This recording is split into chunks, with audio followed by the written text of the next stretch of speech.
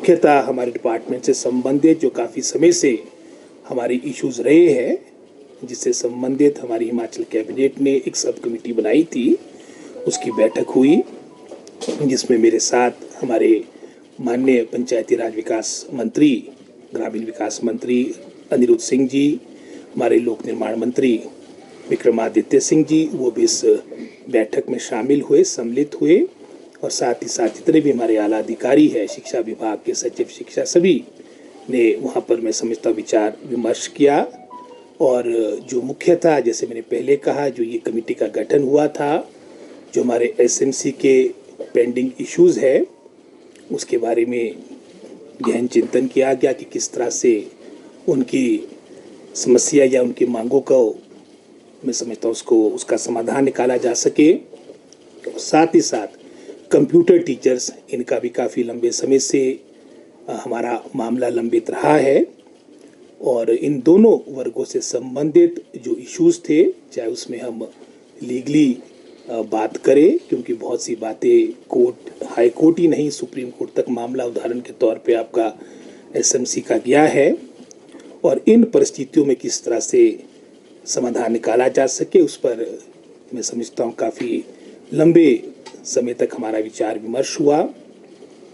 और जहाँ तक इच्छा शक्ति की बात आती है, पॉलिटिकल विल की बात आती है, गवर्नमेंट चाहती है कि काफ़ी समय से जो आपके ये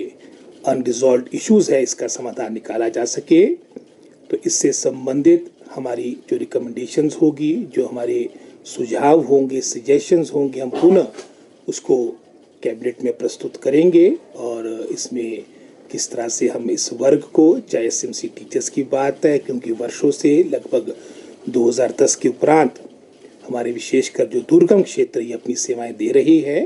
और ये भी एक फैक्ट ऑफ द मैटर है कि इनका जो आपका मैं समझता हूँ ऑनरेरियम मिलता है, वो भी काफ़ी कम है अगर आप कंपेयर करें जो हमारे रेगुलर एम्प्लॉयज़ है, कॉन्ट्रेक्चुअल एम्प्लॉयज़ है। और साथ ही साथ किस तरह से इनके लिए एक स्थायी नीति हो,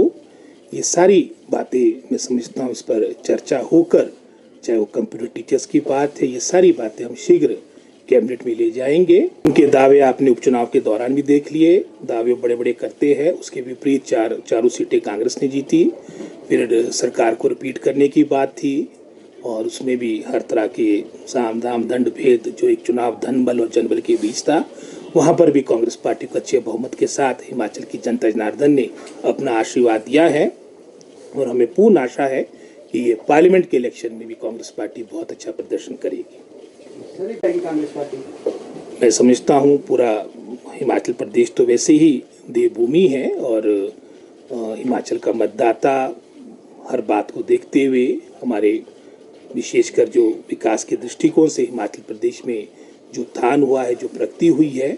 उसको देखकर अपना आशीर्वाद देगा। और जहाँ तक हमारी मैं समझता हूँ एक आस्था की बात है, प्रभु राम पूरे हिमाचल प्रदेश ही नहीं, पूरे भारतवर्ष के लिए कराते देव और हमेशा रहेंगे, और वो राजनीति से ऊपर उठ करें।